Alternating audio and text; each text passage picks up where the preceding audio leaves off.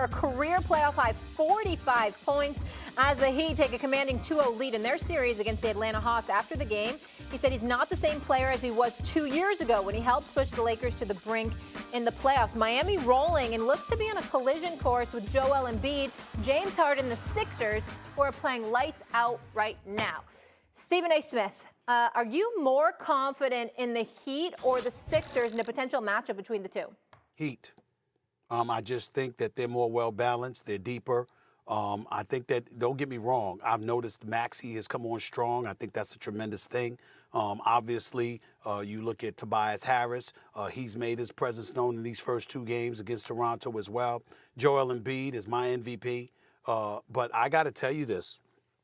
When you look at the depth of the Miami Heat, first of all, you got Bam Adebayo, who's a big boy, who's very athletic, and obviously runs the floor very, very well. That's something to contend with. You take into account Jimmy Butler and what he brings to the table. You think about the experience of a P.J. Tucker and a Kyle Lowry. Kyle Lowry is exceptional at drawing offensive fouls. P.J. Tucker is a professional pest. You got Tyler Hero, who could easily be sixth man of the year. You got Duncan Robinson, who came off the bench and dropped 8 threes the other night. And when he's making those threes like he did in game one, it's a different animal.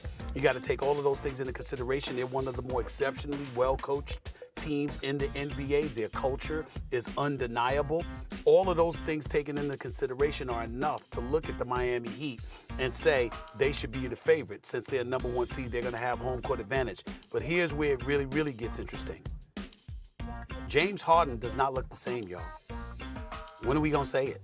I said it yesterday. I'm going to say it again. He does not look the same. He hasn't been the same since that hamstring injury last year. He looks like he's lost a step. He looked like his health has been compromised. A combination of coming in the camp out of shape, combined with ultimately sustaining that hamstring injury. He hasn't been that guy. Got injured again this year in Brooklyn. Hasn't been that guy. He doesn't get the same level of separation. He doesn't dance on people the way that he used to, blows by people the way that he used to. He doesn't draw fouls the way that he used to. All of the things that we're seeing from James Harden, although he can still ball, make no mistake about it, he's a baller. The reality is that he's not the person that he used to be.